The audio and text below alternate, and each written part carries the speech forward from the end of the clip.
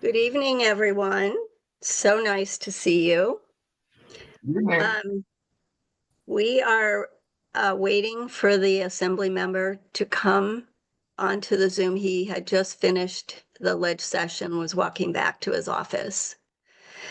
But I will, so we'll wait a few minutes, but maybe just I'll give you everyone just a quick introduction of ACCBE and who I am. And um, So, well, first of all, thank you for joining us. And we are very excited to have this ledge forum with Assembly Member Muratsuchi, who will be joining us soon. I am Bina Lefkowitz, and I'm president of the Association of the California County Boards of Education. And we are a nonpartisan organization created by and for county board trustees, focused solely on issues that matter to county boards of education and the at-promise students we serve. And you'll see here that we are dedicated to advocating for county boards, for partnering with critical organizations who support our mission. We are dedicated to building trustee excellence and promoting innovations to improve outcomes for our vulnerable students and to strengthen effective board governance practices. And I wanted to just recognize as well some of our board members who are here. Dave Patterson is our vice president and secretary. And Shelton Yip is here on our board. And let's see if any other board members are on, please help me and call out your name, introduce yourself.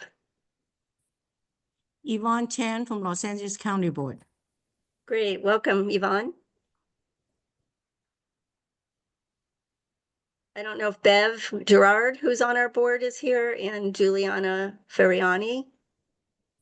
But they are also on our board. And then Janet Wolgamoth from Monterey County Board of Education.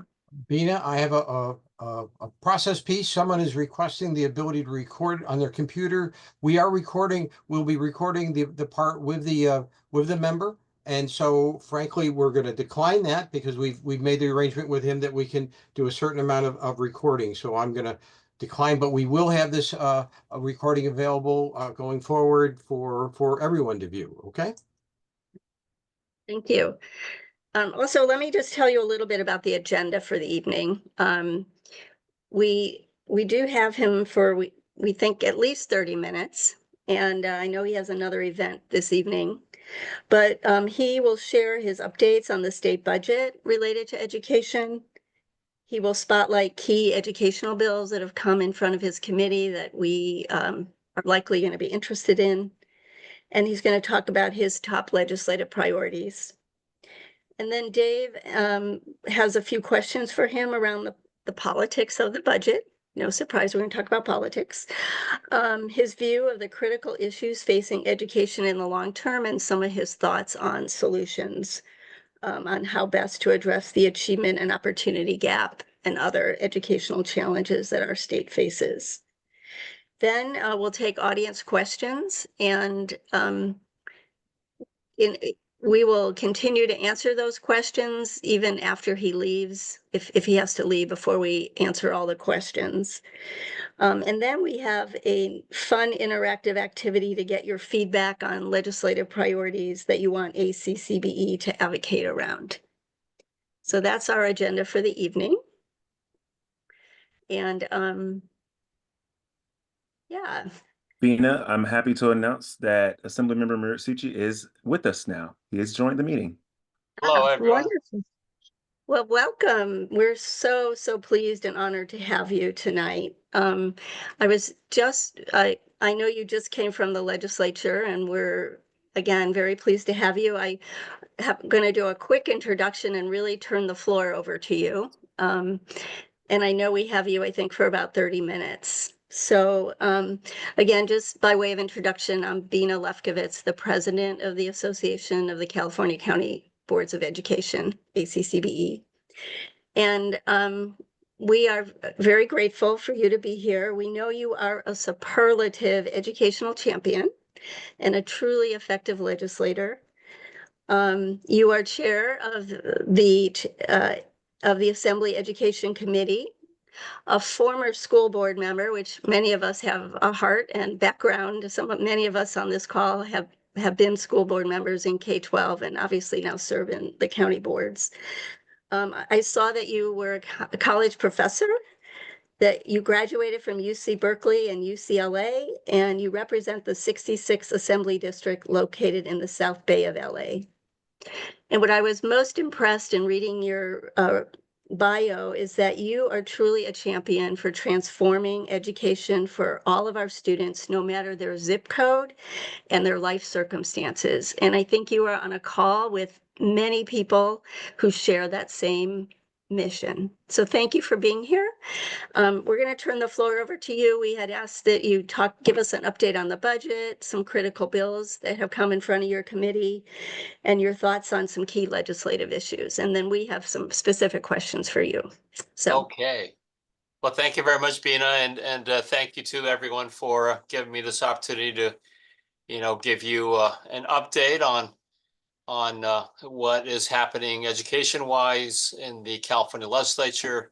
I'm hoping that we can have more of a conversation and not just me doing all the talking. And so, but I'll just start off by giving some a quick overview. First of all, thank you again for the introduction. I have been serving in the California legislature for 11 years. This is my 11th year, and I've had the privilege of chairing the Assembly Education Committee. This is my third year chairing the committee, and I tell everyone that I never realized that education policy can be so exciting. I mean, it's been maybe a little too much excitement, both good and bad this year, as I'm sure you can all appreciate. First of all, of course, I want to start off by what is happening, to public education at the national level. We are all dealing with, I won't get too partisan. I assume that this is a nonpartisan audience, but I think we can all agree that we've been dealing with a lot of uncertainty about, especially about, the status of federal funding for not just for our great research universities and how, California as an innovation state has been built on the backs of so much of the innovation and research that takes place at our great universities. But of course, the uncertainty in terms of, what is going to happen to our, say, Title I programs, what is going to happen to special education with the proposed dismantling of the United States Department of Education, what is going to happen to Head Start? I mean, so many questions that, we, as the great state of California, we want to continue to stand up and to defend our values of celebrating diversity, celebrating the great diversity that makes California such a great state. And yet, when we see that diversity, being attacked in so many different ways by the Trump administration, that is certainly the backdrop of so many of the conversations that we're having in the legislature. Notwithstanding all of the uncertainty coming from our federal government, we continue to champion and to build on much of the progress that we have been making here in the state of California. I don't know if relieved is the a proper term to describe the May revise that just came out last week. As far as K-12 education, of course, we know that we're facing some multi-year budget challenges with projected multi-year deficits. But we were just hearing and preparing for some devastating news to come out with the May revise. And I know that, Medi-Cal and healthcare in particular has been, hard hit with the May revise. But as far as the K-12 space is concerned, thank God for Proposition 98. I think K-12 education, as well as our University of California and our California State University systems, although they're still talking about cuts, they're much smaller cuts than what were being proposed in the January budget proposal. And for K-12, there's not just protecting a lot of the major K-12 initiatives, whether it's continue our expansion of transitional kindergarten, universal, working toward our goal of universal preschool, as being our best strategy to attempt to close the achievement gap, the opportunity gaps, with so much of the gap starting in the first 5 years of our children's lives. To continue to build on our progress toward universal preschool is something that I'm, very excited about. Another exciting piece of news that came out of the May revise was the new dollars to support early literacy, especially build upon what I've been working on for the past 2 years. This effort to advance evidence-based literacy instruction. It took me 2 years to realize how politically loaded, the reading wars and the term science of reading can be. But I'm glad I was at the presentation for the compromise bill, and in fact, the compromise bill was largely based upon on what I was able to propose in my own bill. But it really was Speaker Robert Rivas getting involved to bring together the California Teachers Association and Ed Voice, together at the same table to advance this early literacy initiative. Backed with $200 million in new funding. I think that's something that's also, I'm optimistic will move forward and make a difference again in closing those achievement gaps by addressing foundational reading skills. I saw the request to touch upon what I considered to be some of the other big educational issues that are coming forward. There's so much that I can talk about. I know that in terms of some initiatives that I've been focused on, if I can just quickly touch upon some of the bills that are making their way through the legislature. First of all, building on what I started talking about, how the Trump administration has been. I'm just going to say it. I in my opinion, the Trump administration is much of their initiatives have been attacking our most vulnerable students, and that. One, of course, is our immigrant students, our undocumented students. And so there are several bills. There are at least 2 bills, one of which is mine, Assembly Bill 49, the California Safe Haven Schools Act, to attempt to provide more guidance to our LEAs on how to deal with ICE when they come knocking on, the doors of our schools.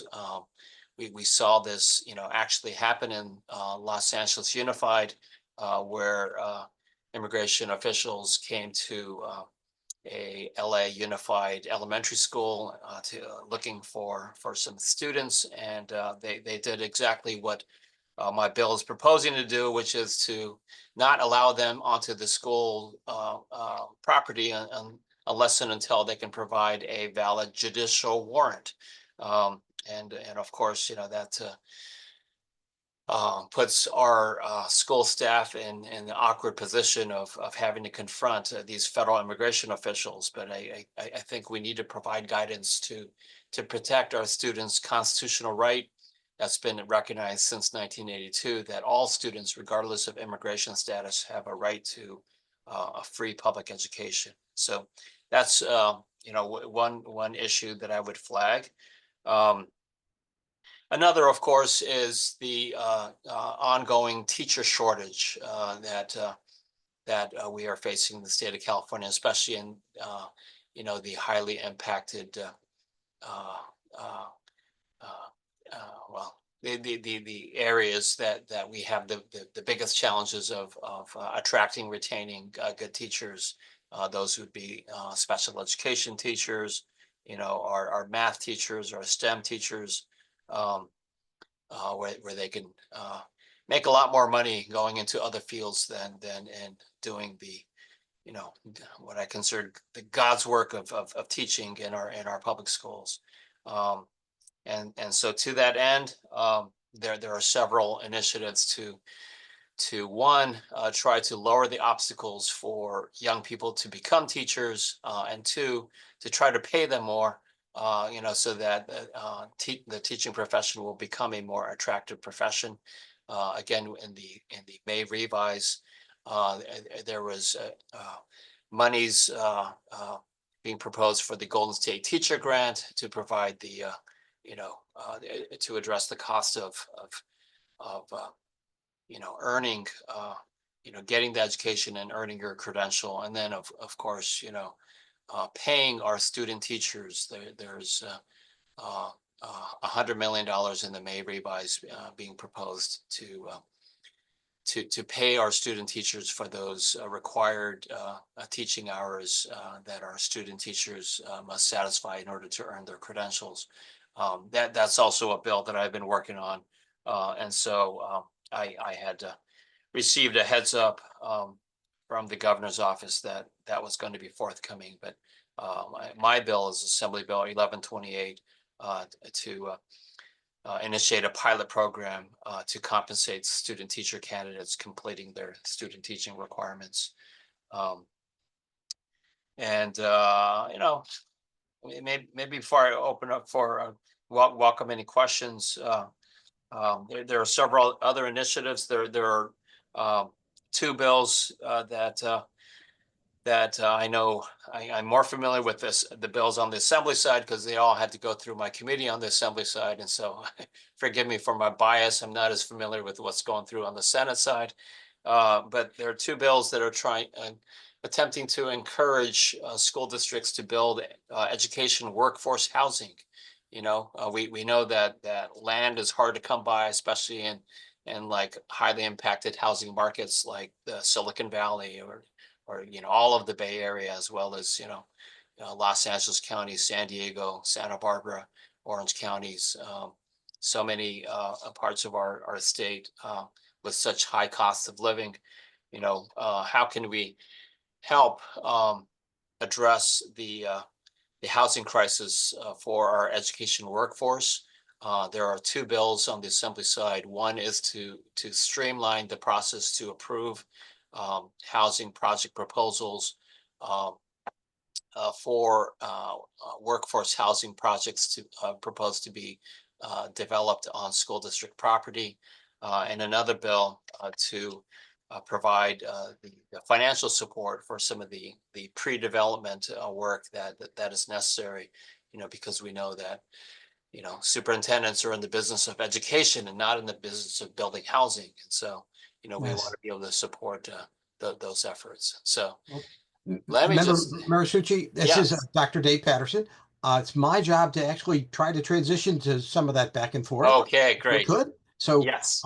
and I have two questions that I'll throw out just to give you a heads up. One of them is going to be about the budget and some of the things about that. And the second one is going to give you an opportunity to step back from maybe some of the immediacy of the bills and talk about some of the bigger themes. So let me start with the first one. Help us, as you said, the May revise wasn't as ugly as it could have been. But there's a lot of discussion about the pressures on the rest of the budget. And if you could talk a little bit about the statewide political pressures that we need to be aware of and how it could impact the Prop 98 part of the budget. Yes. So, again, a big part of our challenge is what Governor Newsom is calling the Trump slump.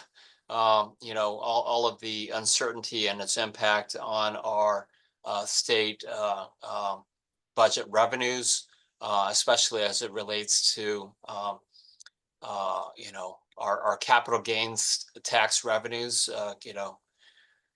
All of us, including myself. I mean, I served on my local school board during the Great Recession, and so we've learned two things. One is that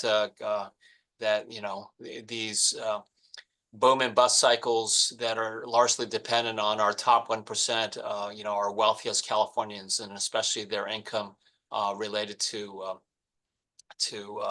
initial public offerings and capital gains, that continues to be a big driver of whether our Proposition 98 revenues are doing well or whether it's not doing well. And so, unfortunately, a lot of that uncertainty with the stock market is being driven by the Trump tariffs and as well as a lot of these cuts to programs like the research grants for our universities and the huge economic impact it has on many of our industries, including our high tech as well as aerospace, biotech, and so many of our other nationally, globally leading industries. So that's one big driver. Thank God we Governor Jerry Brown championed the rainy day fund in 2014, and we continue to I think that's one big difference between what I went through when I was on my local school board when we didn't have those rainy day funds. I mean, last year's budget and then this year's budget is drawing heavily on both the overall rainy day fund for our state budget as well as the Proposition 98 rainy day fund. It's just I like to say that's one of the biggest legacies that Governor Jerry Brown left for us is to stabilize our K-12 education funding by that simple but commonsensical idea of saving for the rainy day. It's rainy now, and so we're drawing from those rainy day funds. Well, and let me follow up on that because you survived it. So did I. Many of our colleagues did, and we have the scars, all of us, to prove it. But many of our colleagues are new to this, and what's a deferral? Do you have a quick advice for us about reserve levels and decisions we might be making at our counties and our districts? Yes, well, of course, yeah. I would love to hear the folks on this call in terms of how you see things from the county as well as the local district levels as it relates to local reserves. I think the basic idea was that much of the reserves was going to be focused at the statewide level, to the consternation of some of our local school districts that used to have much bigger local reserves. Okay. It's largely worked in the last over 10 years now since we established the statewide rainy day fund. Of course, we've had some pretty good budget years, good budget run over the most of the last 10 years. But now that we have been encountering these budget slowdowns, I mean, not quite a recession, but having these rainy day funds have clearly helped us avoid what otherwise would have been devastating budget cuts for our K-12 schools statewide. Okay, and so I'm going to tell the rest of our group, if somebody would throw in a chat a good question to give some feedback to the assembly member about reserves, we can look at that soon, quickly, to provide that two-way feedback you're looking at. Then the second question that we've got here, and again, you get to take this conversation any way you want to do it, but ours is just to help it. As you said, you have seen all the bills, the ed bills, because they've come through you. Now this will be the third year that they've been flowing through you. And if you took a step back from all that, a little bit of the 20,000 foot level, what do you see as the most critical 1, 2, or 3 challenges facing California public ed today? How would you describe, okay, 100 bills, 1,000 bills, these are the key things from where you sit in your experience? Yeah, I would start off by again, focusing on the tremendous diversity in our big, beautiful state of California. 1,000 school districts, from urban areas to suburban to rural. And not only are we not geographically diverse, but of course we are, racially, culturally, socioeconomically diverse. And so I would start off, I believe our number one challenge is to close the achievement and the opportunity gaps. I draw a lot on my experience, my assembly district, the Los Angeles South Bay area. It includes both Los Angeles Unified, with the 85% unduplicated percentage, and some of the wealthiest suburban school districts, communities like Manhattan Beach and Palos Verdes. And I see how we want to make sure that kids have the public education is supposed to be the great equalizer, that we want to make sure that we have great public schools in every neighborhood, regardless of zip code. And yet, too often we are falling short of those goals. And I think our test scores, while they're not, test scores are not everything. They're not the be all end all, but they are, some data that we have to look to measure our progress. And clearly, I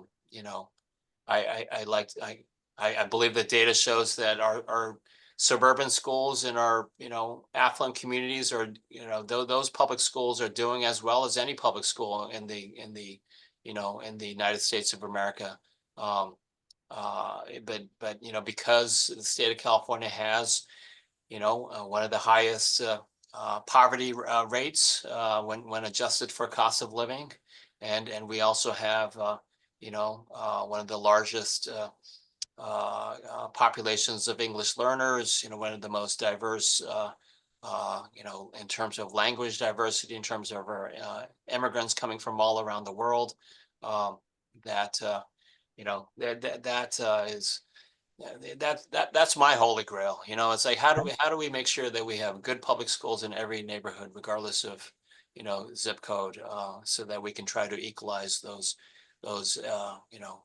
good educational opportunities for all kids, all communities. And so a lot of the bills that we deal with, we've been having, for example, a lot of conversations about reforming the local control funding formula. It's been 10 years. I'm one of the few legislators that still remain in the California legislature when we passed the local control funding formula in 2013. But you know, and now that we've passed the 10-year anniversary of the local control funding formula, you know, what has worked and what needs improvement. There's a bill that our assembly budget subcommittee chair David Alvarez, you know, is carrying to proposing some reforms. You know, it went through my education committee, and so you know, I had some amendments that you know, to the bill, but I think, you know, the foundational principle of the local control funding formula again is tied to that challenge of closing achievement and opportunity gaps. You know, Okay. how do we get more funding to students with the greatest needs? You know, while at the same time recognizing that every school district needs the basic adequate funding in order to you know, provide the basic services of running public schools. Well, and I think an LCFF discussion is a complex one. We won't get through it tonight, but it is time for a review. One is we're gonna try to keep you as long as we can. So you tell us, you know, when you need to go. But I do need to ask a question about the role of counties and how you see it all fitting together. Because that's what our board members are interested in your view on that issue, and any advice you have for us as we try to guide our own the own realities in our own counties. So the county question, sir. Yes, well, you know, our county offices of education and our county boards are critical, especially in promoting and supporting you know, best instructional practices. You know, you know, I didn't touch upon this recently, but we've been having a lot of conversations about ethnic studies, and you know, there's been a lot of discussion, you know, about you know, how do we standardize ethnic studies so that it's taught in a way that you know, is you know, based on common standards, and that and that doesn't discriminate against any communities. There have been concerns raised in the Jewish communities in different parts of the state that you know, focusing on some unfortunate incidents and situations in some school districts of ethnic studies, you know, allegedly being used to you know, promote anti-Semitism, and you know, and so we had a lot of conversations about how our county offices of education, you know, have been taken the lead, being designated by the Department of Education as you know, developing and providing training for best practices. You know, and I think, of course, it's not just limited to developing some of the model curricula and best practices in ethnic studies, but of course, you know, also in the early literacy instruction. I know I had conversations. I see Pam Gibbs on the Zoom, but you know, how LACO, the LA County Office of Education, has been an early adopter of evidence-based literacy instruction, and so we want to make sure that that we keep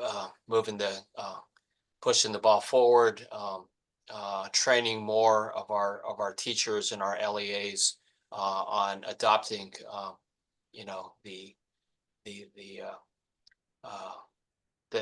best practices that are supported by the data that we have, you know, to make sure that we are most effectively teaching these foundational reading skills, and so I think that's where the county initiatives are so important for all of us. Being conscious of your time. I can key up one or two Yeah. more and. No, I'm actually good. Okay, okay. Yeah.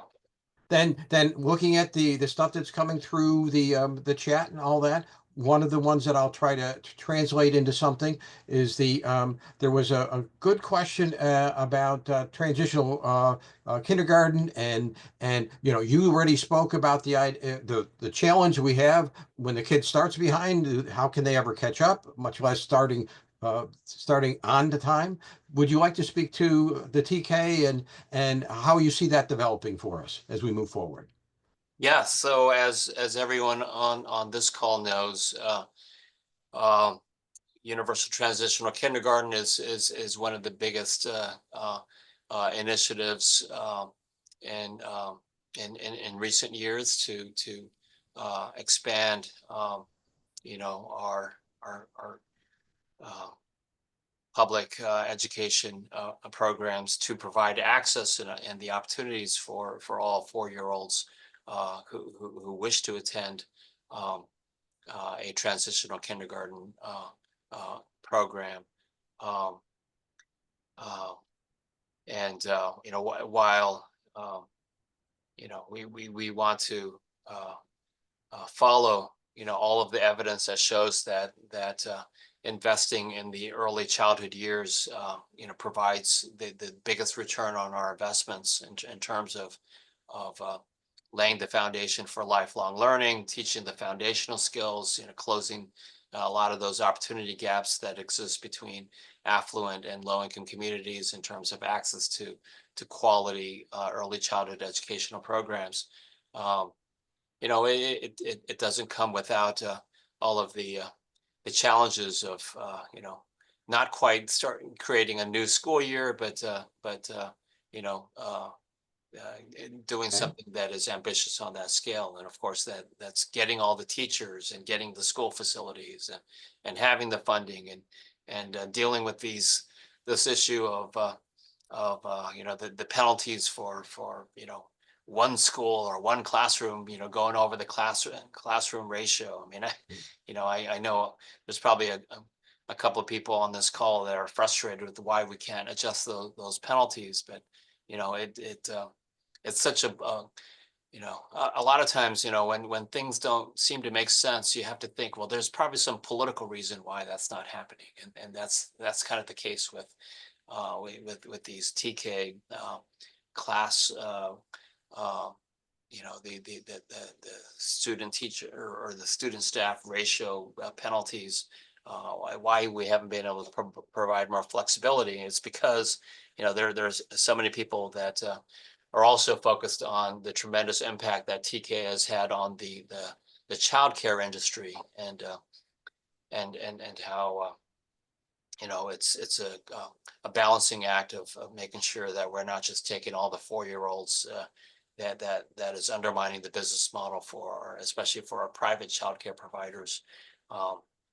That is part of the balancing act that we have to do and making these major educational initiatives. Well, and I appreciate you talking about those unintended consequences.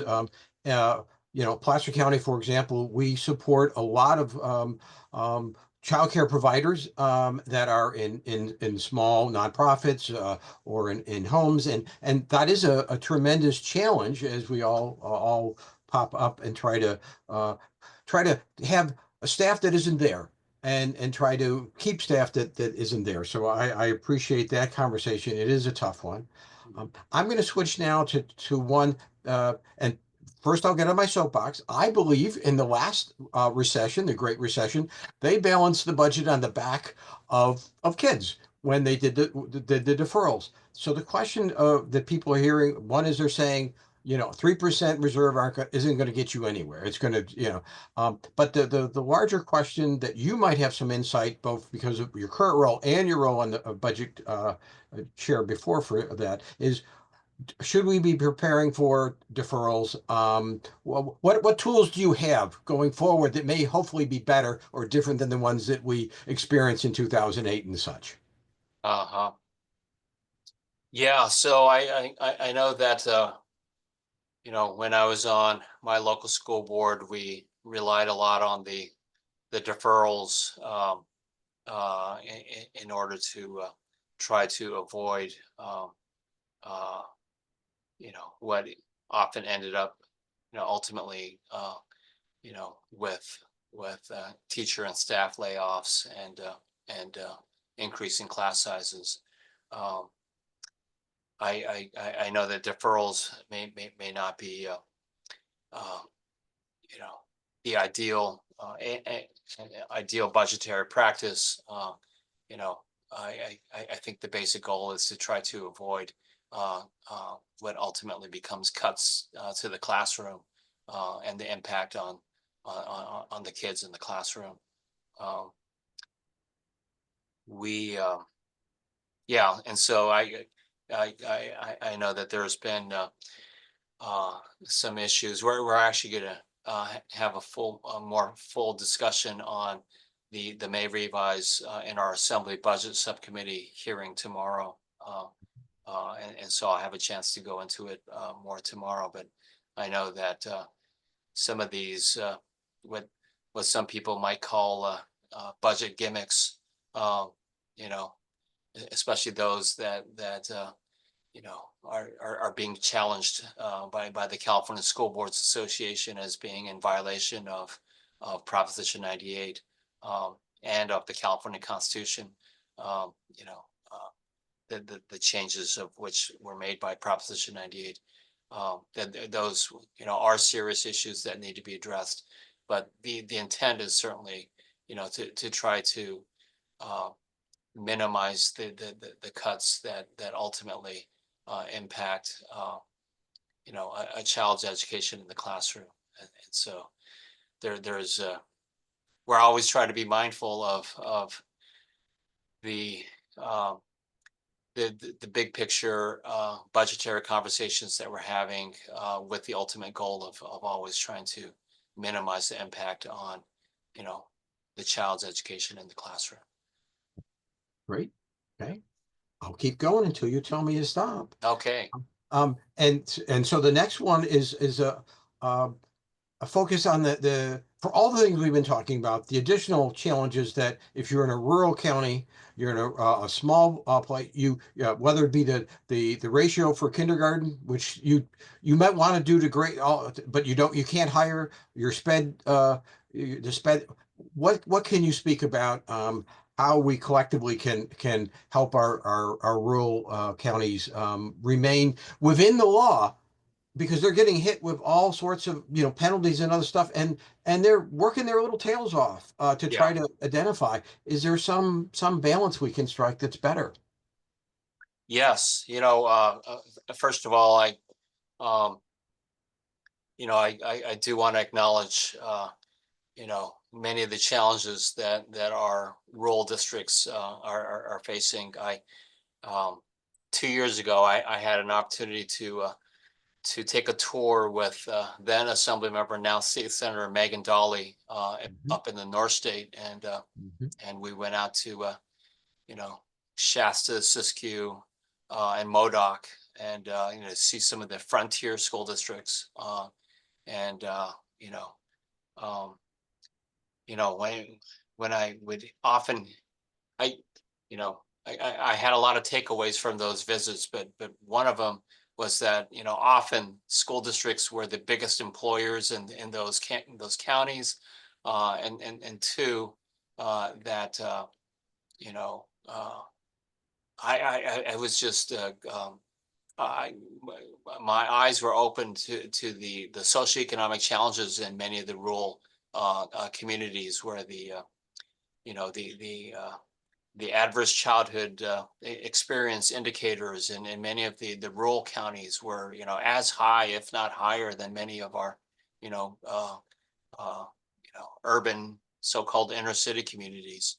Um, and so I think both of those tie into your question about how do you attract and retain the teachers, especially in these areas that are chronically facing shortages, like special education teachers.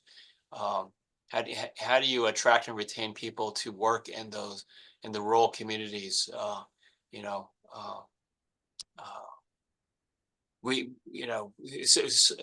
the short answer is that we do try to recognize those realities, and we try to provide flexibilities where it makes sense. Like for example, just recently, one of the bills that went through the Assembly Education Committee was to provide an exemption for small and rural school districts in regards to the electric bus mandates that were recently passed. I mean, I have to say, you know, my driving those long roads in counties like Modoc and Siskiyou and not being able to envision the adequate electric charging infrastructure in those communities weighed heavily on my support for providing more flexibility for rural districts in terms of some of these mandates like electric bus mandates. And so I think I know that there have been some other bills to provide flexibility in terms of the special education staffing challenges that rural districts have. I think the bottom line is that I certainly, as chair of the education committee, recognize that there are unique challenges in our rural districts that our public policies need to recognize that the old adage one size does not fit all.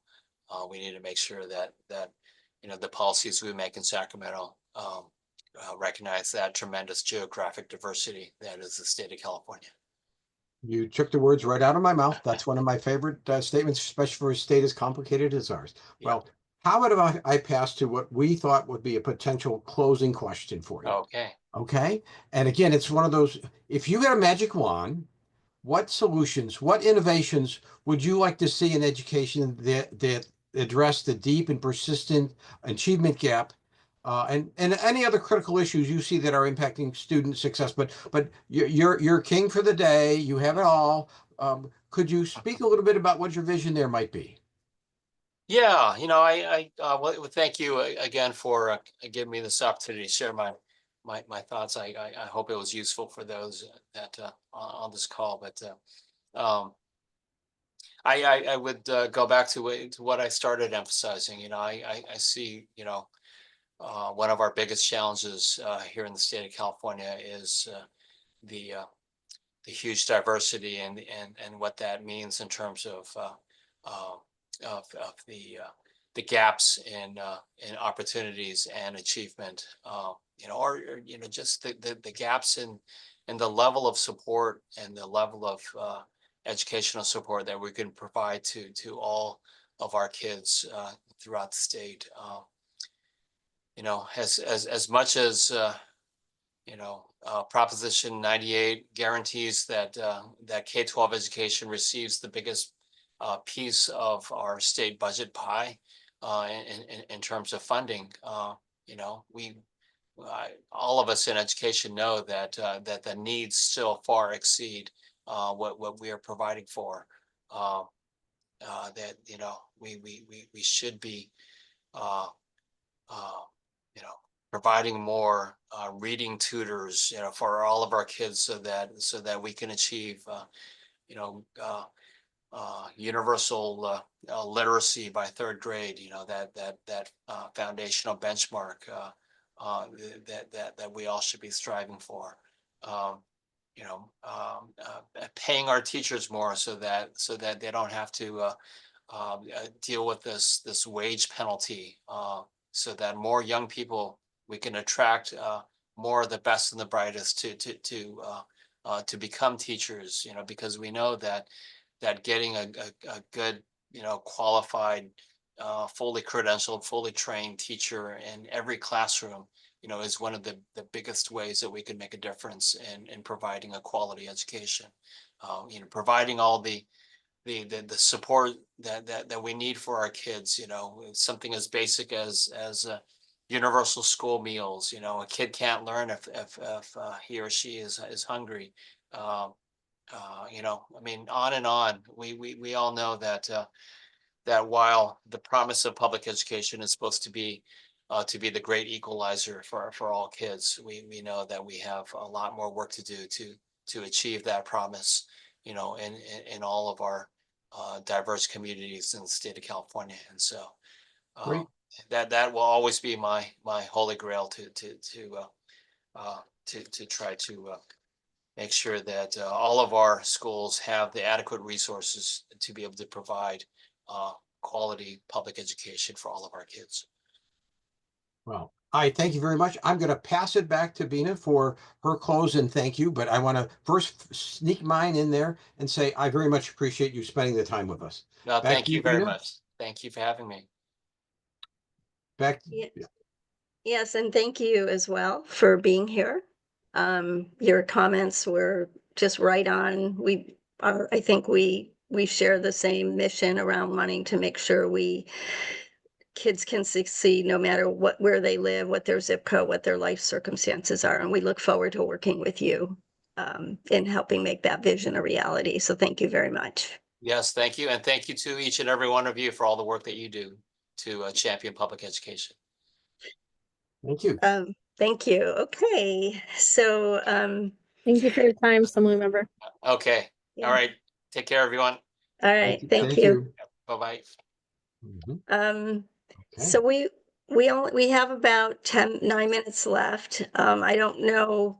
We have a little interactive survey and poll with you guys to kind of see what your thinking is, some feedback from what you heard today from the Assembly member, as well as your thoughts on legislative priorities that ACCBE should be focused on. So if you could go, you can use your phone and go to this QR code. We're going to do something called Mentimeter. I don't know how many of you have done it, but please indulge us. Don't jump off. Please indulge us. This will be a fun little activity. So if you use your phone, it'll get you right into the Mentimeter.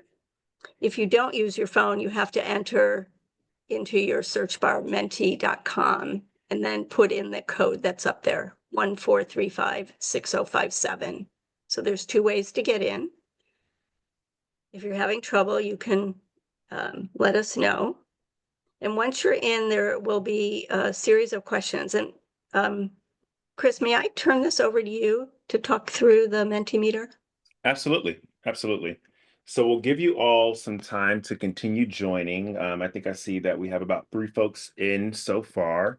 But once you're joined, if you could signify by giving me a thumbs up on the Zoom, you could just do a little thumbs up or just a little okay, and then we'll move forward. But I want to leave the instructions long enough for everyone to get access. Thank you so much, Ed, Taylor, Denise. I appreciate you. Elizabeth, thank you.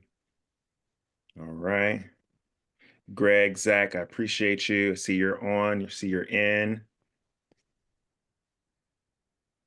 Juanita, see you're in as well. Bev, I see you're in. Awesome, awesome. All right. Gina, I got you. Amazing. Oh, yes, I see you're in, Judy. Thank you. All right. Well, we will go ahead and tap forward.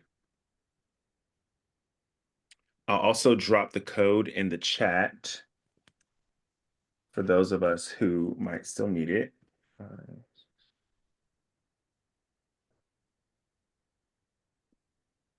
All right, let's go ahead and tab forward.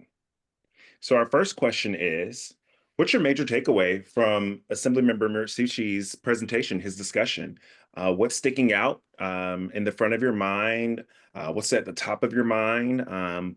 What's a burning question or something that you wish you could have heard more about? But I'll give you all a few moments to go ahead and respond to this question. And as you see responses come in, you should have the opportunity to upvote someone else's response so that it goes higher on the list, on the visual. So as we begin receiving responses,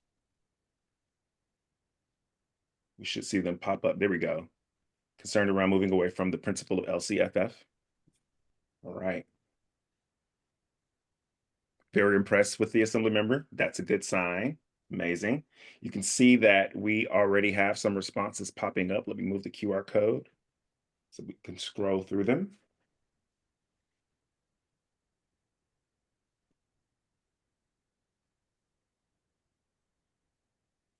Waiting on about 10 more folks to finish responding.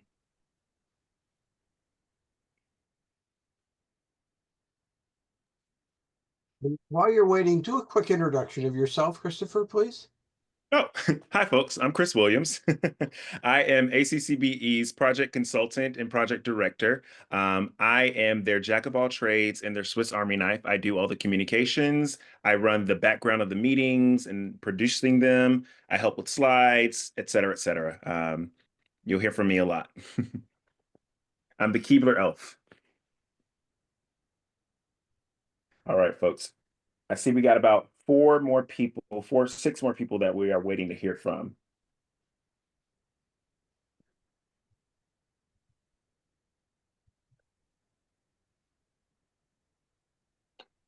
You're able to click or tap one of those responses on your end, and you should be able to upvote it.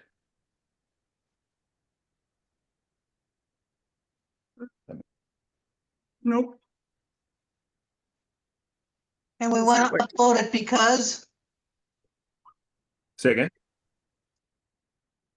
we want to upload it because If you just wanted to elevate it so other folks could see it or hear or read that comment. Yeah, it's Wait. not popping up on mine. I don't see it either. Yeah. I don't see it. Yep. It says it's not open for votes yet. Yep. Let's just keep moving. Oh, okay. So we'll move forward to the next question. This one is a ranking. There should be 8 options in front of you. And what we need you to do is based on the priority for your county, go ahead and rank those based on what's most important or what's least important, what's taking up the most time for your county and what's taking up the least amount of time.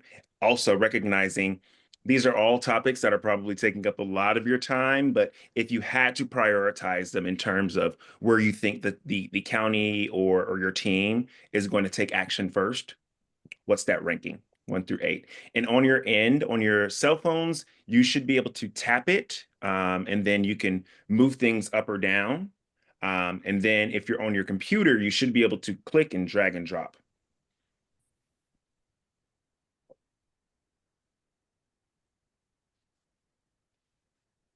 All right, we already got some responses coming in.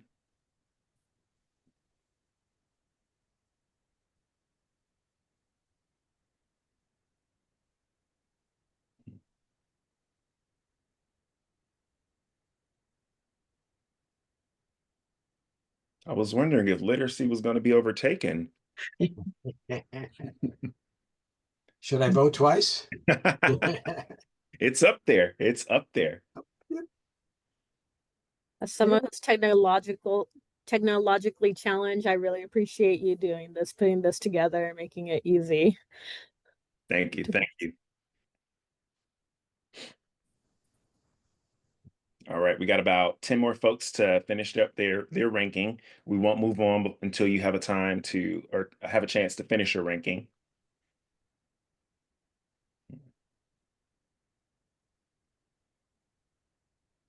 Chris, are we able to save the results from the Mentimeter that we could share? Yes, Okay. we'll have access to them. Great. Okay. Well, I think we have one more question after this. Is that right? We have one more question. I just wanted to give the last few folks time to finish their rankings. This little symbol down in the bottom right-hand corner, 17 out of 25, that's letting me know how many of us we have left to get responses from. Okay. And he's a tough teacher. He's not letting anybody pass. Yeah. I was a hard teacher.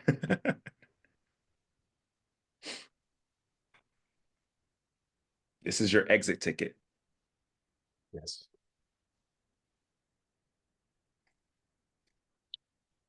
All right. I'll give it one more minute on this one before we move on. for those final comments. Lupe, thank you for that heart. I didn't know you could do that.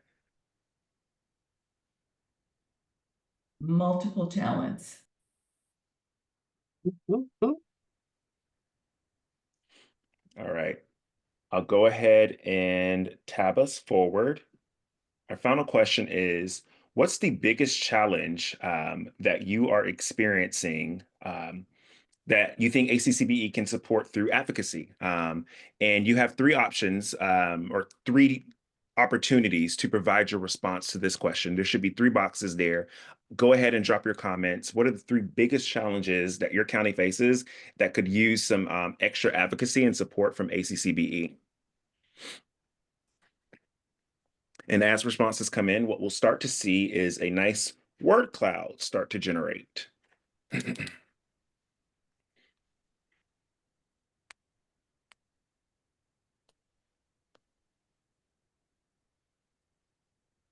I can see some of us are thinking very intently. I love this.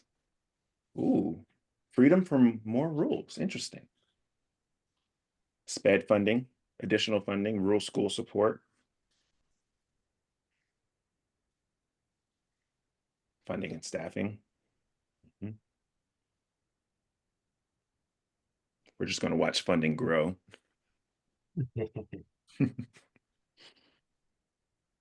Community engagement, teacher preparation, absolutely.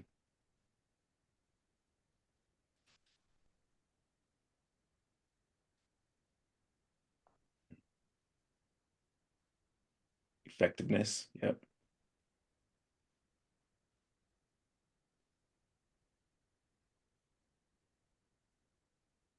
Academic integrity and SPED staffing. I saw those pop in just now. Really interesting.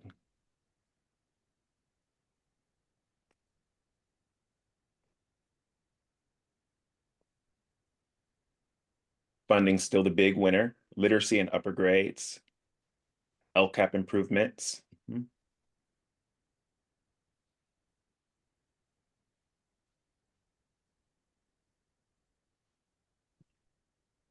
SPED funding again. SPED staffing and funding.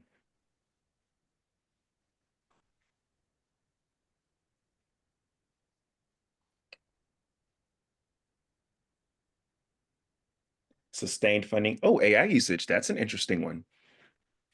It's quite fascinating. We have 13 out of 25 so far. Going to see if we can get up to 20 out of 25 for this one. We're very interested in your comments here.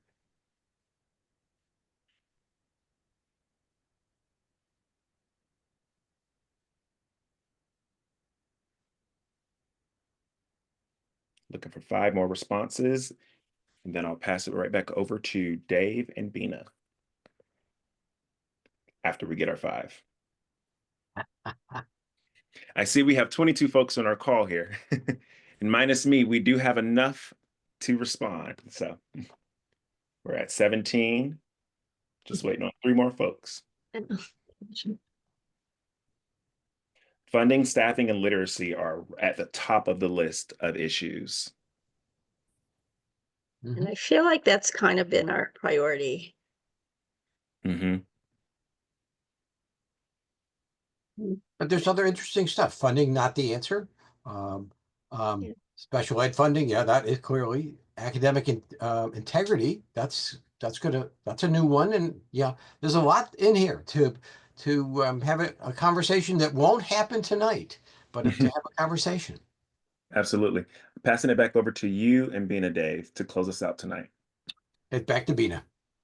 Thank you all for joining us tonight. We're very excited to have the Assembly member spend as much time as he did and agree to speak with us. But we have more exciting stuff coming up, and we really want you to come to our quarterly county board gathering. We have another amazing, impressive speaker. Linda Darling Hammond has agreed to speak on June 2nd at our quarterly county gathering. It's open to all county board members. She'll do a keynote, and then we'll have time to do some reflection and networking with each other.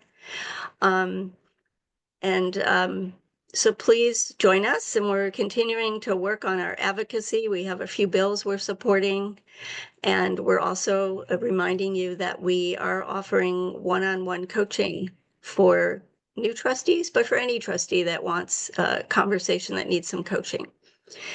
So with that, we very much appreciate you all and hope to see you at our next event. We'll stick around if anyone wants to chit chat for a few minutes after.